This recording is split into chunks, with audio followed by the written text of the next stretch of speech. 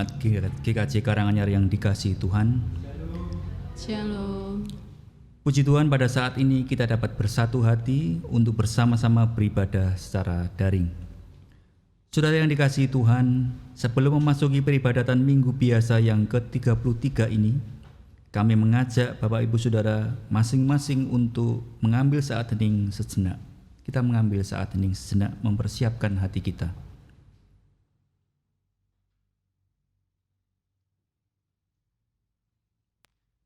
Saudara yang dikasihi Tuhan, dengan bangkit berdiri, kita akan pujikan dari nyanyian Kidung Baru 73, bait pertama dan kedua, Kasih Tuhanku Lembut.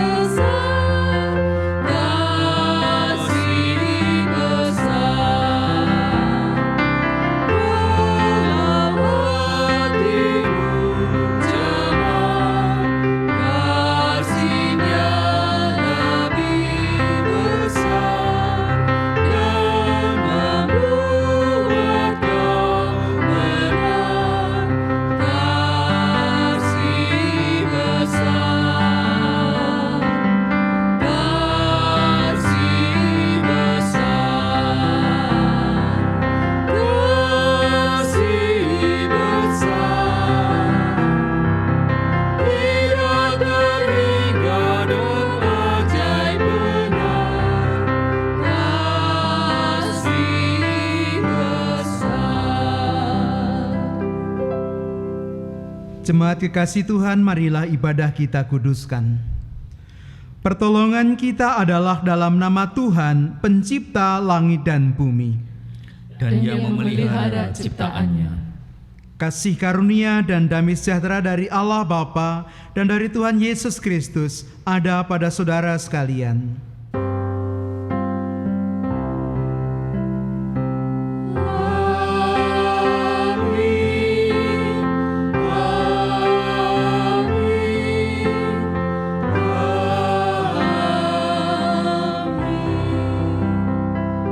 Jemaat kami persilahkan duduk.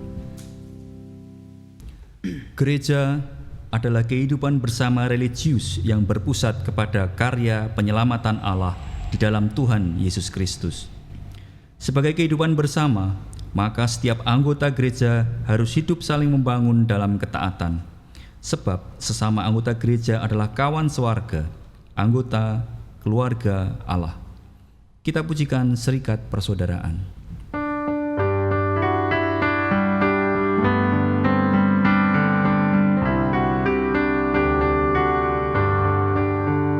Serikat persaudaraan berdirilah teguh, sempurna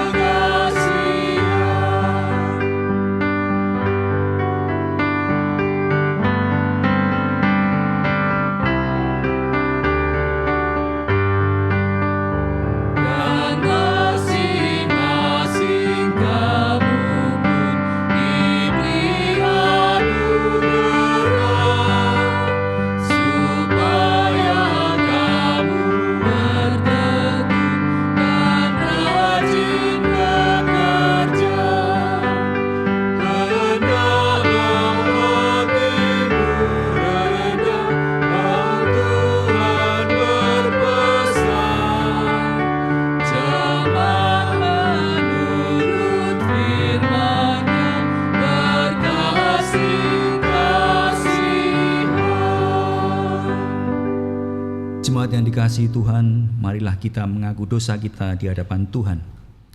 Kita sadar bahwa alih-alih hidup bersama yang saling membangun, ternyata seringkali justru kebencian dan perselisihan yang kerap menggoda dan merasuki hidup kita.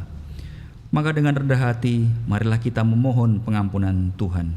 Kita pujikan Tuhan, Tuhanku bila hati kawanku.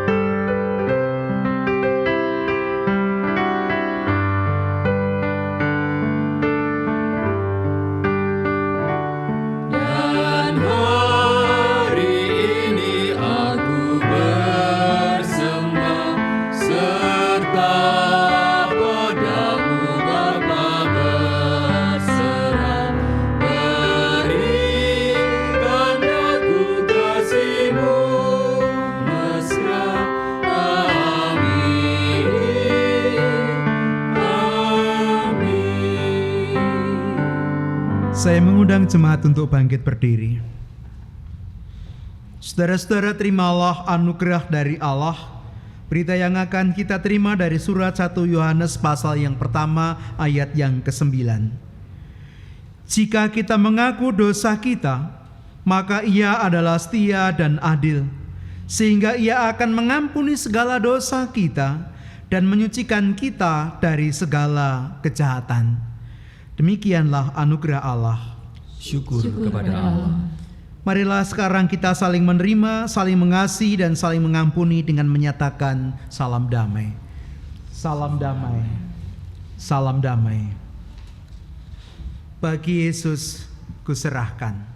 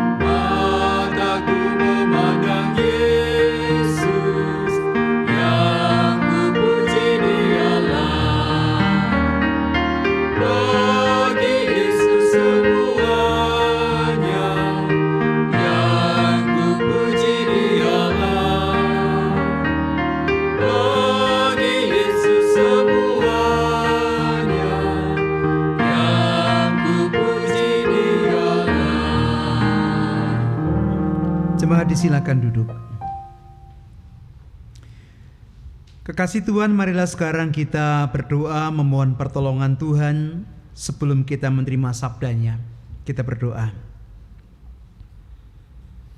Sertailah kami dengan kuasa Roh Kudus-Mu ya Tuhan, sehingga kami dapat mendengar dengan sungguh-sungguh, percaya dan melakukan firman Tuhan yang Kau berikan pada ibadah ini, sehingga kehidupan iman kami disegarkan dan dibaharui.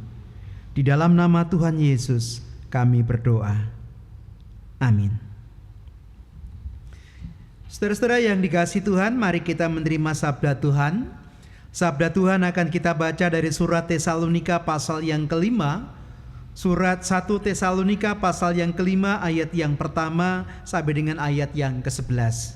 Demikian kesaksian akan firman Tuhan. Tetapi tentang zaman dan masa, saudara-saudara, tidak perlu dituliskan kepadamu. Karena kamu sendiri tahu benar-benar bahwa hari Tuhan datang seperti pencuri pada waktu malam.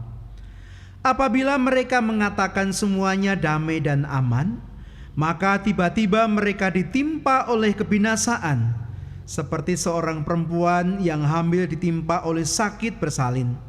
Mereka tidak akan luput. Tetapi kamu, saudara-saudara, kamu tidak hidup di dalam kegelapan, sehingga hari itu tiba-tiba mendatangi kamu seperti pencuri. Karena kamu semua adalah anak-anak terang dan anak-anak siang. Kita bukanlah orang-orang malam atau orang-orang kegelapan. Sebab itu baiklah jangan kita tidur seperti orang-orang lain, tetapi berjaga-jaga dan sadar. Sebab mereka yang tidur waktu malam, dan mereka mabuk waktu malam. Tetapi kita yang adalah orang-orang siang, baiklah kita sadar, berbaju sirahkan iman dan kasih dan berketopongkan pengharapan keselamatan.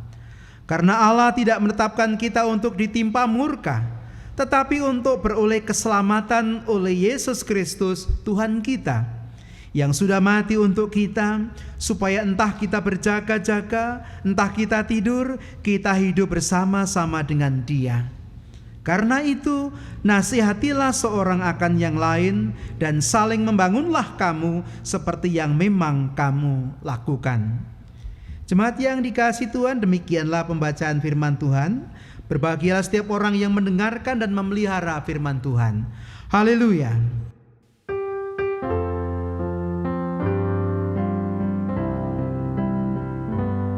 Haleluya. Haleluya. Haleluya.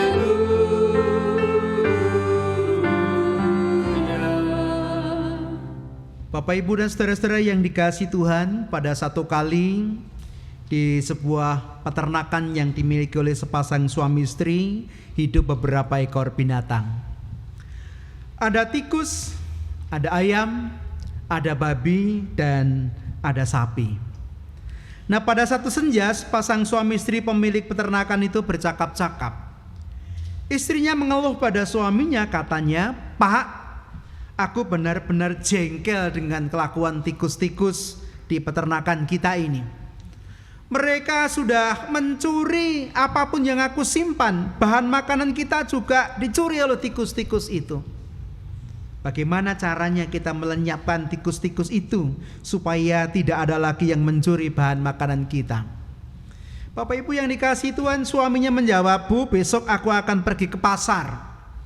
Aku akan membeli jebakan tikus supaya tikus-tikus itu terjebak dan nanti hilang dari rumah kita." Ibu bapak yang dikasihi Tuhan, rupa-rupanya ada sepasang tikus yang tinggal di lubang dekat tempat mereka bercakap-cakap yang mendengar percakapan mereka. Tikus itu jadi takut, jadi khawatir, jadi gelisah. Dia berbicara juga pada pasangannya, kepada yang jantan, "Bagaimana ini? Kita terancam bahaya. Kita mau dilenyapkan dengan jebakan itu. Kita tidak tahu jebakan itu seperti apa." Bapak Ibu yang dikasihi Tuhan, suaminya kemudian punya gagasan, "Besok kita tanya sama teman-teman kita. Kita tanya sama ayam, kita tanya sama babi, dan kita tanya sama sapi, sebaiknya apa yang kita lakukan.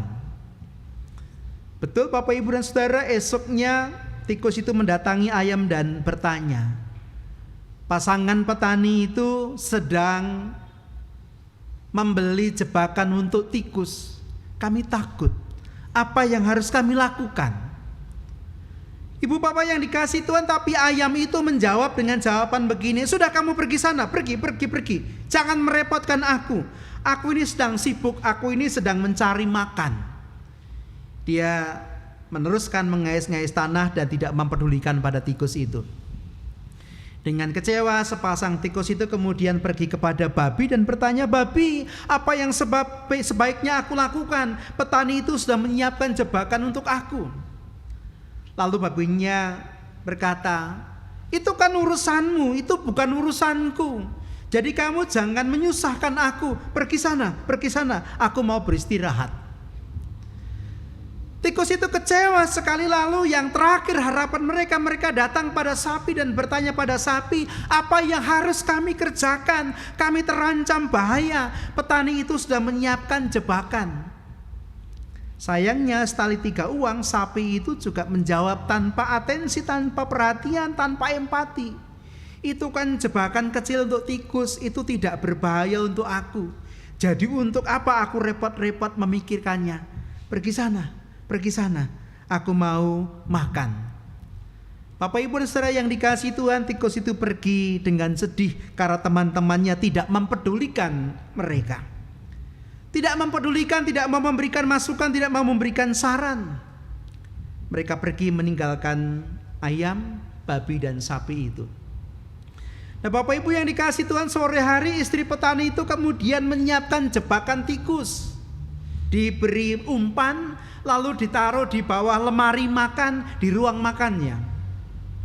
Nah ketika malam hari terdengar suara ceprek, istri petani itu mendengarnya dan membatin, pasti ada tikus yang terkena jebakan. Bapak Ibu tahu apa yang sebenarnya terjebak di jebakan itu? Seekor ular masuk dalam rumahnya dan ular itu kemudian terkena jebakan tikus itu. Dia tidak bisa lari, dia tidak bisa lepas, tapi dia tidak mati oleh jebakan itu.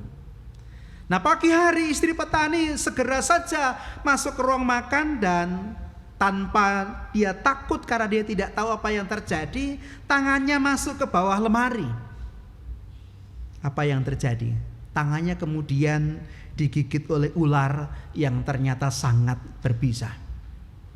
Bapak Ibu yang dikasihi Tuhan, istri petani itu kemudian sakit. Ia demam tinggi, ia menggigil, tubuhnya lemas, dan ia hanya bisa berbaring di tempat tidur saja.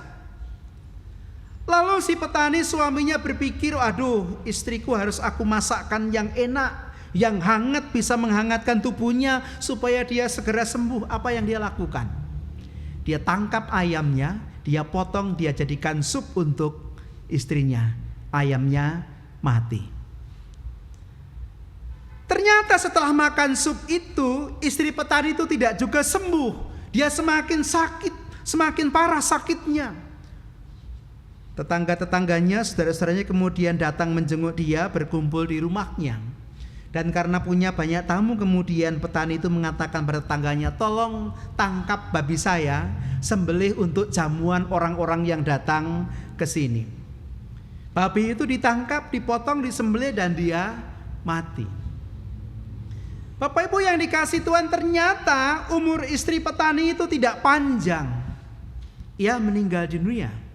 Dan ketika ia meninggal dunia, seluruh kampung, seluruh kerabatnya yang datang dari jauh berkumpul di rumahnya, memberikan penghiburan pada petani itu. Dan karena tamunya sangat banyak, petani itu berkata pada tetangganya, "Tolong tangkap sapiku, tolong sembelih dia dan masaklah untuk jamuan semua tamu yang ada." Bapak Ibu yang dikasihi Tuhan, ayam, babi, dan sapi akhirnya mati semuanya. Cerita rekaan ini mengajarkan kepada kita bahwa sebagai makhluk sosial, manusia itu membutuhkan orang di sekitarnya, hidup bersama dengan orang di sekitarnya, dan saling mempengaruhi orang di sekitarnya. Oleh karena itu, orang harus saling peduli, Oleh karena itu orang harus saling memperhatikan satu dengan yang lain, orang harus saling menolong, orang harus saling membangun. Karena apa? Karena dalam kehidupan bersama sebagai makhluk sosial, sebenarnya orang yang satu dengan orang yang lain itu saling mempengaruhi. Apa yang dialami oleh satu orang itu akan punya dampak bagi orang lain. Ayam, babi, dan sapi itu tidak mau peduli pada persoalan yang dialami oleh tikus, tidak mau mendukung tikus. Apa yang terjadi? Sekarang justru yang mengalami dampaknya adalah mereka. Mereka mati karena mereka tidak peduli. Nah, Bapak Ibu dan saudara-saudara yang dikasihi Tuhan, kalau kita memperhatikan bacaan kita pada jemaat Tesalonika dalam ayat yang ke-11, Rasul Paulus menasihatkan, karena itu nasihatilah seorang akan yang lain dan saling membangunlah kamu seperti yang memang kamu lakukan. Nasihatnya supaya jemaat satu dengan yang lain itu saling menasihati, saling membangun satu dengan yang lain. Karena jemaat itu adalah kehidupan bersama. Kekasih Tuhan, kalau kita memperhatikan konteksnya, maka kita akan melihat bahwa sesungguhnya nasihat Rasul Paulus ditempatkan dalam kerangka ketika Rasul Paulus berbicara mengenai hari Tuhan yang segera akan datang. Orang-orang percaya adalah anak-anak terang, bukan anak malam atau anak kegelapan. Oleh karena itu orang-orang percaya harus berjaga dalam kehidupan mereka sembari mereka menantikan kedatangan Tuhan Yesus yang kedua. Pada ayat yang ke-8 dikatakan, tetapi kita yang adalah orang-orang siang, baiklah kita sadar, berbaju sirahkan iman dan kasih dan berketopongkan pengharapan keselamatan. Bapak Ibu dan saudara yang dikasihi Tuhan, Tuhan tidak menetapkan jemaat untuk menerima murka Tuhan. Sebab jemaat adalah orang-orang yang telah diselamatkan oleh Tuhan Yesus. Oleh karena itu upaya untuk berjaga-jaga tidak boleh hanya dilakukan sendirian saja. Tidak boleh hanya dilakukan pribadi, masing-masing pribadi, tetapi harus dilakukan bersama-sama sebagai sebuah persekutuan. Karena ikatan jemaat adalah ikatan tubuh Kristus. Kalau kita memperhatikan tubuh kita, Bapak Ibu yang dikasihi Tuhan, mungkin kita punya pengalaman gigi kita sakit berlubang. Kalau gigi kita sakit berlubang, siapa yang merasakan sakitnya? Apa hanya pada bagian gigi? Tidak. Kepalanya juga cenut-cenut. Badannya juga kemudian merasakan ngilu-ngilu. Semuanya kemudian merasakan meriang. Jadi apa yang dialami oleh satu bagian tubuh itu kemudian dialami oleh bagian tubuh yang lain. Oleh karena itu apa yang dialami oleh satu jemaat juga kemudian dirasakan oleh jemaat yang lain. Kalau satu jemaat sakit, maka jemaat yang lain juga merasakan kesakitannya. Dan kalau jemaat satu kedapatan tidak berjaga ketika hari Tuhan datang, maka yang lain juga akan menerima dampaknya.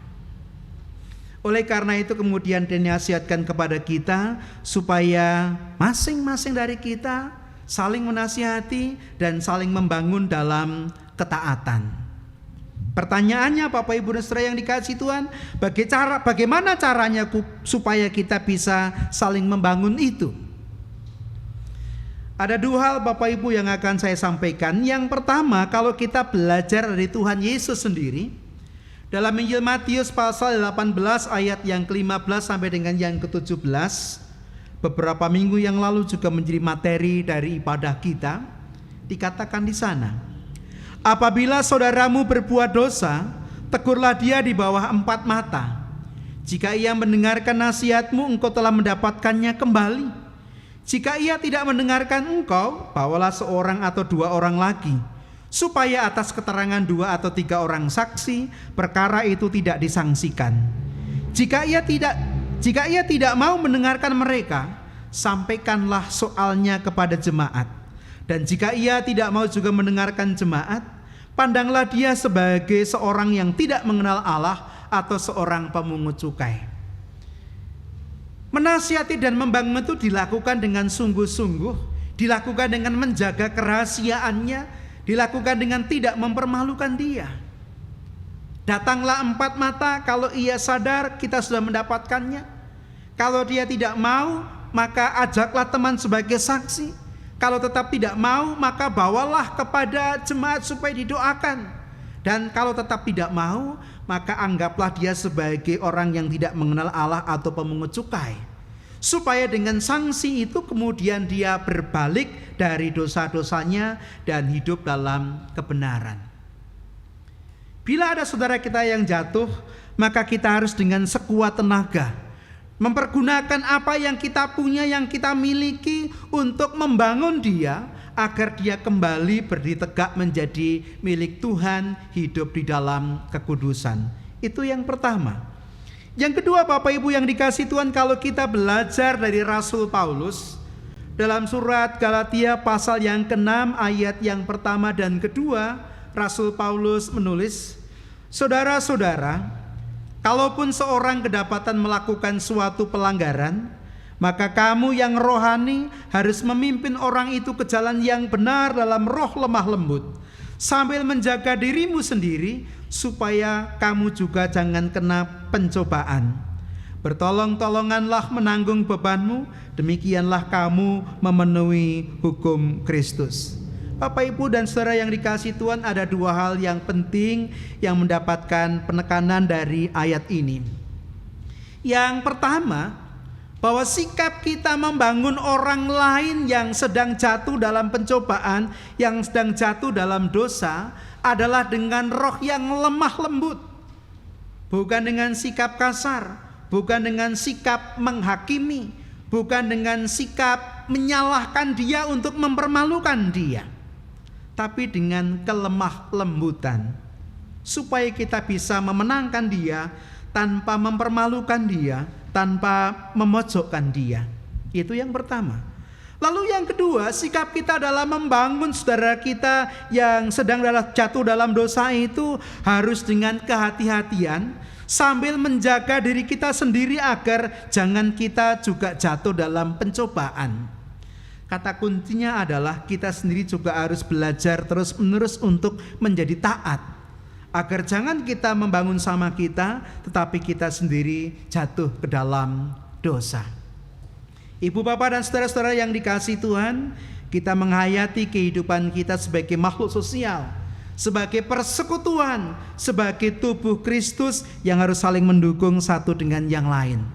Menjelang hari Tuhan, kita diingatkan supaya kita saling membangun dalam ketaatan, agar ketika Tuhan datang, maka bukan hanya diri kita sendiri yang kedapatan layak, tetapi seluruh jemaat Tuhan, seluruh persekutuan kita, seluruh gereja kita kedapatan layak, dan keselamatan kesempurnaan menjadi pemberian Tuhan bagi semuanya.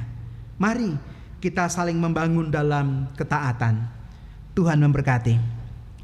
Amin. Kita mengambil saat hening, kita merenungkan sabda Tuhan ini.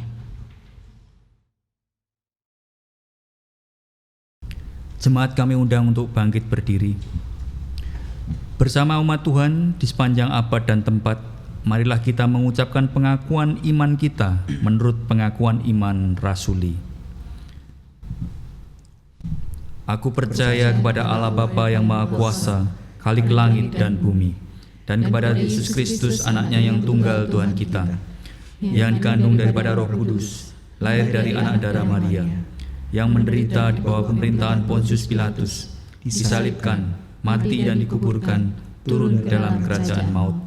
Pada hari yang ketiga, bangkit pula dari antara orang mati, naik ke surga, duduk di sebelah kanan Allah Bapa yang Maha Kuasa, dan akan datang dari sana untuk menghakimi orang yang hidup dan mati. Aku percaya kepada Roh Kudus, gereja yang kudus dan am, persekutuan orang kudus, pengampunan dosa, kebangkitan daging, dan hidup yang kekal. Jemaat disilakan duduk. Kasih Tuhan, sekarang marilah kita tundukkan kepala dalam hening, kita naikkan doa syafaat kita. Kita berdoa. Ya Allah yang Maha Kasih dan Maha Pemurah, Kau yang telah membangun jemaat-Mu, gereja-Mu, dalam ikatan sebagai tubuh Kristus yang harus saling memperhatikan, yang harus saling menolong satu dengan yang lain. Kami bersyukur kami telah mendapatkan pengajaran-Mu, bahwa kami sekalian adalah anak-anak terang yang sedang menantikan kedatangan Putra-Mu Tuhan Yesus Kristus yang kedua pada akhir zaman. Dan Kau mengajar kami supaya kami tidak hanya berjaga-jaga sendirian, tetapi kami saling membangun satu dengan yang lain dalam ketaatan, agar bersama-sama seluruh gereja Tuhan kedapatan layak ketika Engkau datang yang kedua kali. Terima kasih Bapa, kiranya kami tidak hanya mendengarkan pengajaran ini, tapi menyimpannya dalam hati kami dan melakukannya dalam kehidupan kami. Sekarang ya Allah, kami menaikkan syafaat kami untuk bangsa dan negara kami. Segala keprihatinan yang sedang kami alami Tuhan mengetahuinya. Oleh karena itu entaskan dan lepaskanlah kami. Secara khusus kami bergumul untuk pergumulan bangsa kami dalam kesatuan dan persatuan.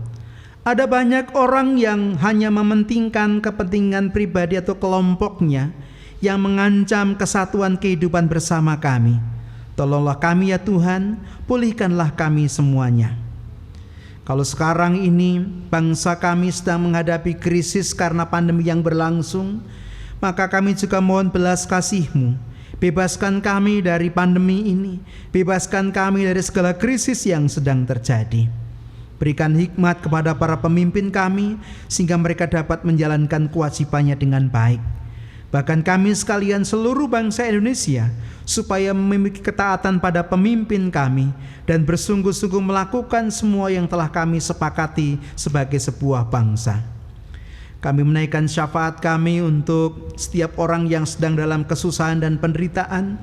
Kiranya Tuhan menolong mereka dan Tuhan berkenan memakai kami sekalian, gereja Tuhan, sebagai alat Tuhan untuk mendatangkan damai sejahtera dimanapun kami berada. Bahkan keluarga kami pun kami persembahkan untuk kemuliaan Tuhan, supaya dengan tangan-tangan yang telah Tuhan berikan pada kami mampu berbagi kasih, kami mampu berkarya bersama-sama bergandengan tangan untuk membawa damai sejahtera dalam kehidupan kami.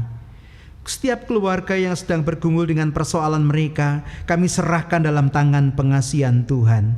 Yang sakit Tuhan sembuhkan, yang jauh dari Tuhan, Tuhan dekatkan kembali. Yang sedang kering dengan cinta kasih, Tuhan limpahi dengan cinta dan syukur. Setiap keluarga Kristen boleh merasakan damai sejahtera pemberian Tuhan. Kami berdoa di dalam nama Tuhan Yesus Kristus yang telah mengajar kami untuk memohon.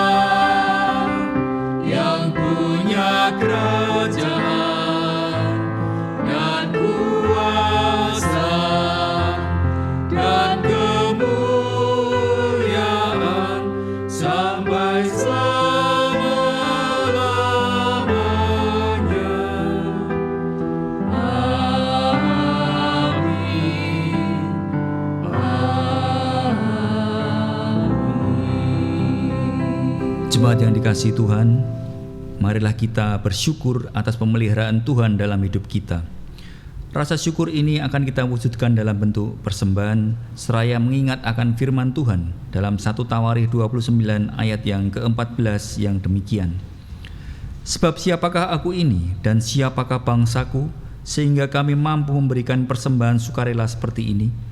Sebab daripada mulah segala-galanya, dan dari tanganmu sendirilah persembahan yang kami berikan kepadamu. Mari kita bawa persembahan syukur kita kepada Tuhan dengan pujian betapa kita tidak bersyukur.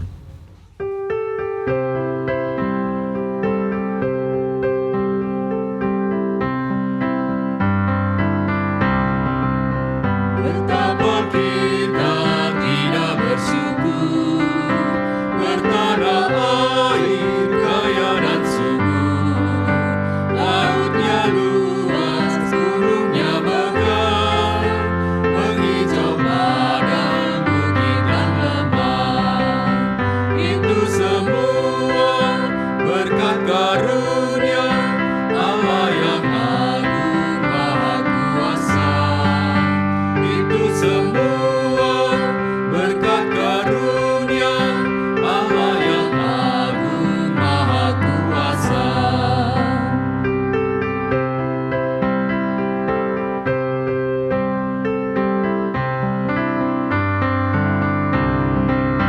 Alangkah indah pagi mereka, bermandi cahaya surya dan cerah.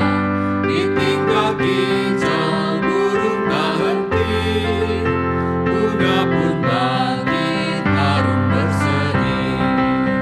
Itu semua berkat karunia Allah yang agung maha kuasa.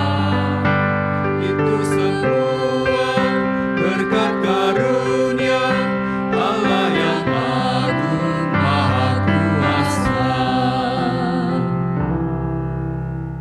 Jemaat kami undang untuk bangkit berdiri. Kita akan haturkan persembahan kita ini di dalam doa kami hantarkan. Terpujilah Engkau Allah Bapa kami, Allah yang maha baik dan penuh kasih. Engkau telah menyediakan kami berbagai rupa berkat yang boleh kami nikmati dan kami rasakan sampai saat ini. Pada saat ini Tuhan, kami persembahkan sebagian kecil dari pemberian-Mu sebagai tanda bakti kami kepadamu.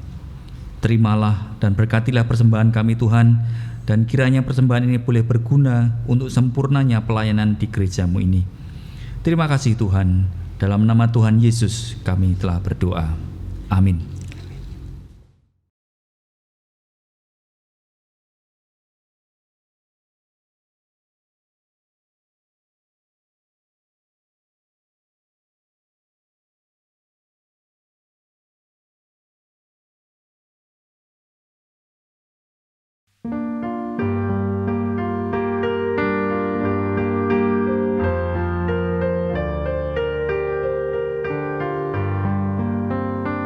Dalam Roh Yesus Kristus kita satu tetap. Dalam Roh Yesus Kristus kita satu tetap.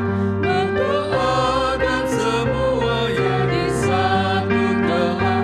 Biar dunia tahu bahwa kita muridnya dalam kasih tubuh Kristus yang esa.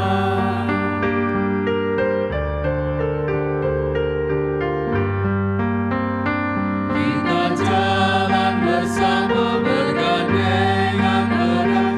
Kita jalan bersama bergandengan erat. Menyiarkan berita bahwa Tuhan dekat. Biar dunia tahu bahwa kita muridnya dalam kasih tubuh Kristus yang esa.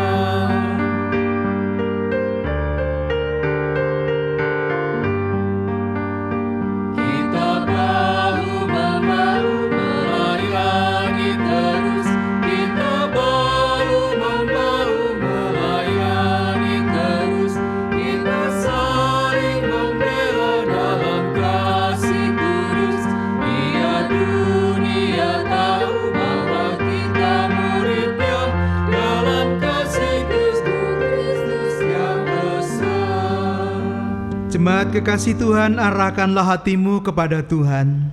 Kami mengarahkan hati kepada Tuhan. Jadilah saksi Kristus. Syukur kepada Allah, Terpujilah Tuhan. kini dan selamanya. Terimalah berkat Tuhan. Semoga Allah sumber pengharapan memenuhi kamu dengan segala sukacita dan damai sejahtera dalam iman kamu, supaya oleh kekuatan Roh Kudus kamu berlimpah-limpah dalam pengharapan.